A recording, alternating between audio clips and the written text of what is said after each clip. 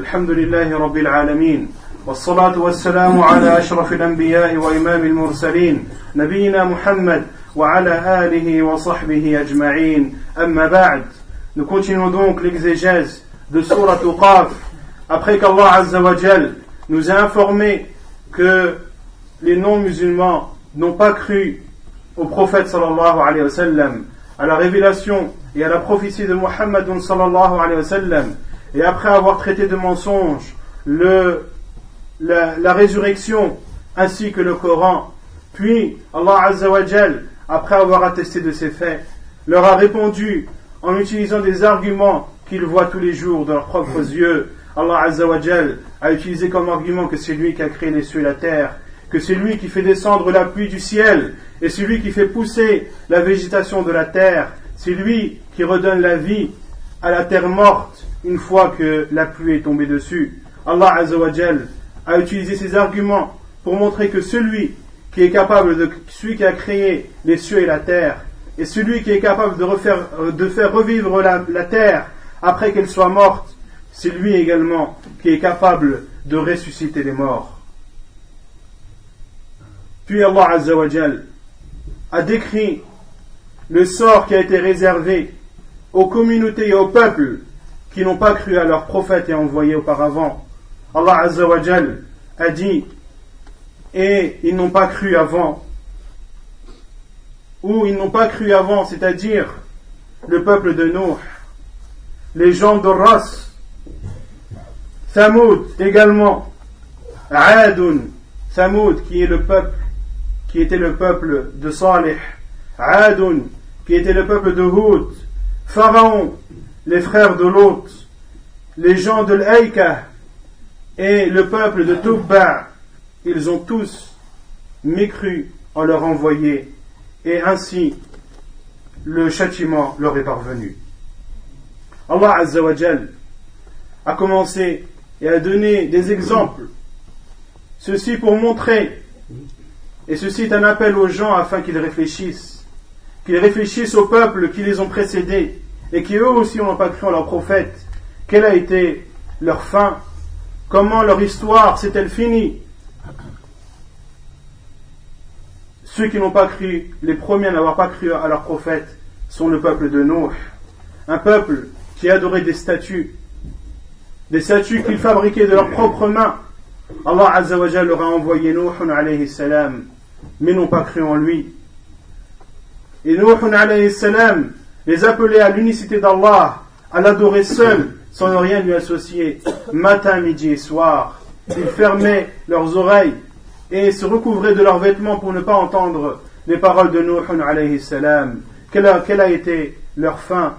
Leur fin a été qu'Allah Azza wa Jal les a noyés. Il a ordonné au ciel de pleuvoir et à la terre de sortir toute l'eau qu'elle contient. Puis lorsque les deux eaux se sont rencontrées, l'eau des cieux et l'eau de la terre, un immense déluge est apparu sur terre, et l'eau est même passée au-dessus des montagnes. Allah Azza wa Jal les a détruits ainsi. Wa ashabu ras, de même que les gens de Ras. Où étaient-ils? Où étaient ces gens appelés les gens de Ras? Allahu a'lam, personne ne le sait. Ar-Ras en arabe signifie un puits. Ce sont donc des gens qui vivaient autour d'un puits et ils n'ont pas cru en Allah Azza wa Jal. Allah subhanahu wa ta'ala leur a envoyé un prophète. Comment s'appelait-il? Allahu a'lam. Mais il a été cité que ce peuple a pris ce prophète et l'a jeté dans le puits, wal iyadu billah. Et Allah Azza wa Jal les a châtiés pour cela. Wa Thamoud, qui sont le peuple de Salih alayhi salam, eux qui creusaient les montagnes et en faisaient des maisons, n'ont pas cru en Salih alayhi salam. Salih qui les a appelés à l'adoration d'Allah sans ne rien ne lui associer, mais ils n'ont pas cru. Et leurs maisons qu'ils ont creusées dans ces montagnes sont présentes jusqu'à nos jours afin que les gens réfléchissent et méditent. Wa Ad, également le peuple Ad qui est le peuple de Hud alayhi salam. Allah Azza wa Jal leur avait donné une force phénoménale. Qu'ont-ils fait de cette force? Ont-ils remercié Allah Azza wa Jal? Non, bien au contraire. Ils ont même dit Man ashaddu minna quwwa, qui est plus fort que nous? Et ils ont dit à Hud alayhi salam, lorsqu'il les appelait à l'adoration d'Allah Azza wa Jal, que tu nous exhortes ou que tu ne nous exhortes pas, cela nous est égal. Ils ont donc utilisé cette force qu'Allah Azza wa Jal leur a donnée pour renier Hud alayhi salam et pour ne pas croire mais mécroire en Allah Azza wa Jal. Quel a été leur châtiment? Comment Allah Azza wa Jal s'est-il débarrassé d'eux? Leur a-t-il envoyé une armée ainsi que des armes lourdes? Non, Allah. Allah Azza wa Jal leur a envoyé un vent, ce qu'il y a de plus simple, ce qu'il y a de plus léger. Allah Azza wa Jal leur a envoyé un vent fort et glacial. Nous avons envoyé, comme Allah Azza wa Jal le dit, nous avons envoyé contre eux un vent violent et glacial en un jour terrible et interminable. Il arrachait les gens comme des souches de palmiers déracinées. Le vent emportait ces gens et ils retombaient sur leur tête, brisant ainsi leur cou. Allah Azza wa Jal s'est débarrassé ainsi d'eux, car ils n'ont pas cru en Hud alayhi salam, ils n'ont pas cru en Allah Azza wa Jal. Wa Fir'aun, de même que Pharaon, le roi d'Égypte, celui qui disait à son peuple, c'est moi, je suis votre Seigneur le Très-Haut. Où est-il? Où est cette force? Où est sa force? Où est son armée? Allah Azza wa Jal les a détruits et s'est débarrassé d'eux en les noyant dans la mer.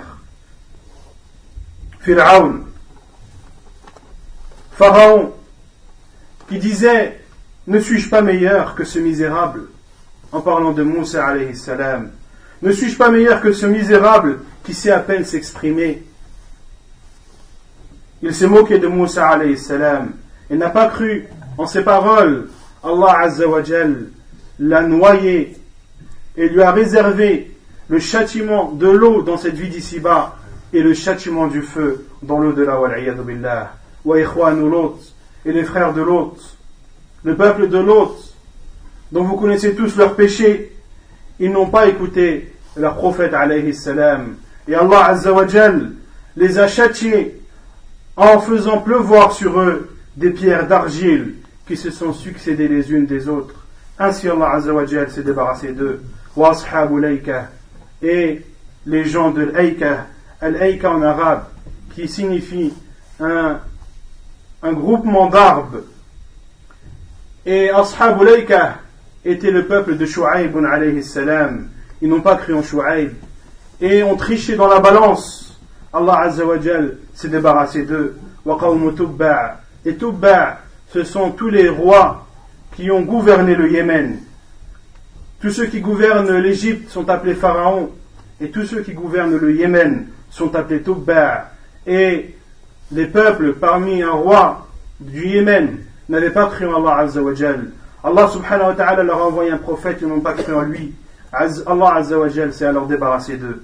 Puis Allah Azza wa Jal dit, tous traitèrent les messagers de menteurs.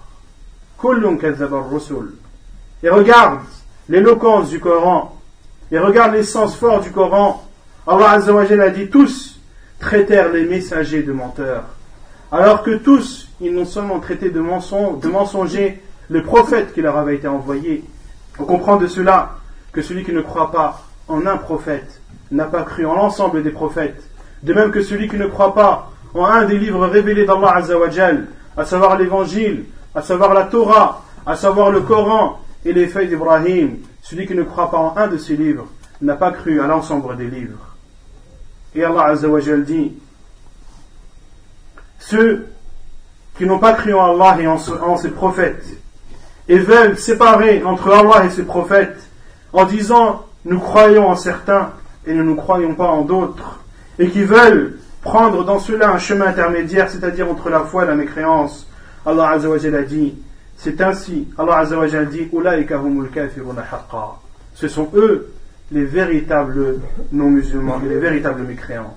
Il n'y a pas de chemin intermédiaire, soit tu crois en tous les envoyés prophètes, ou soit tu ne crois pas en eux. Kullun kazzaba ar-rusul fa haqqa wa'id. Ils ont tous mécru et traité de menteurs les messagers. C'est ainsi que ma menace se justifia. C'est ainsi que la menace d'Allah Azza wa Jal, la menace d'Allah Azza wa Jal contre tous ceux qui oserait traiter de mensonge ou de mensonger un des prophètes, parmi les prophètes d'Allah Azza wa Jal, la menace d'Allah et la destruction, et qu'Allah Azza wa Jal se débarrassera d'eux, wal-'iyadhu billah. Puis Allah Azza wa Jal leur répond par un autre argument, en leur disant: quoi avons-nous été frappés, avons-nous été fatigués par la première création, mais ils sont dans la confusion au sujet d'une création nouvelle. Allah Azza wa Jal leur dit ensuite: avons-nous été fatigués lors de la première création pour que vous doutiez de notre capacité à faire ressusciter les gens? Allah Azza wa Jal n'a pas été fatigué lorsqu'il a créé les cieux et la terre de néant. Comment serait-il fatigué, Azza wa Jal, de ressusciter les morts après les avoir créés? Celui qui est capable de créer toutes choses du néant est capable de faire revenir ces choses. Puis Allah Azza wa Jal dit: وَلَقَدْ خَلَقْنَا الْإِنسَانَ وَنَعْلَمُ مَا تُوَسْوِسُ بِهِ نَفْسُهُ. Et nous avons effectivement créé l'homme et nous savons ce que son âme lui suggère. Allah Azza wa Jal a créé l'homme. C'est le seul, subhanahu wa ta'ala, à avoir créé les hommes, les femmes comme les hommes. Et Allah Azza wa Jal connaît ce qu'il y a dans leur cœur. Ils savent ce qu'ils pensent et ils savent ce que leur âme leur souffle. وَنَحْنُ أَقْرَبُ إِلَيْهِ مِنْ حَبْلِ الْوَرِيدِ. Et nous sommes plus près de lui, c'est-à-dire de l'être humain, que sa veine jugulaire. La veine jugulaire, qui sont deux veines qui relient le cou à l'épaule, à droite et à gauche, et c'est ce qu'il y a du plus proche chez la personne. Allah Azza wa Jal est plus proche de toi que de tes veines jugulaires. Il faut comprendre de cela qu'Allah Azza wa Jal est avec toi par sa science, qu'il te voit et qu'il t'entend, et que rien ne lui échappe, quoi que tu dises, quoi que tu fasses, que tu le montres ouvertement ou bien que tu le caches.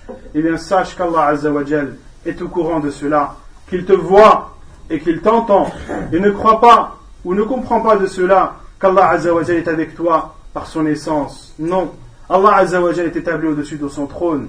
Allah subhanahu wa ta'ala est au-dessus de toutes ses créatures, mais malgré sa haute altitude, Azza wa Jal, il est avec ses créatures par sa science, en les voyant et en les entendant, subhanahu wa ta'ala.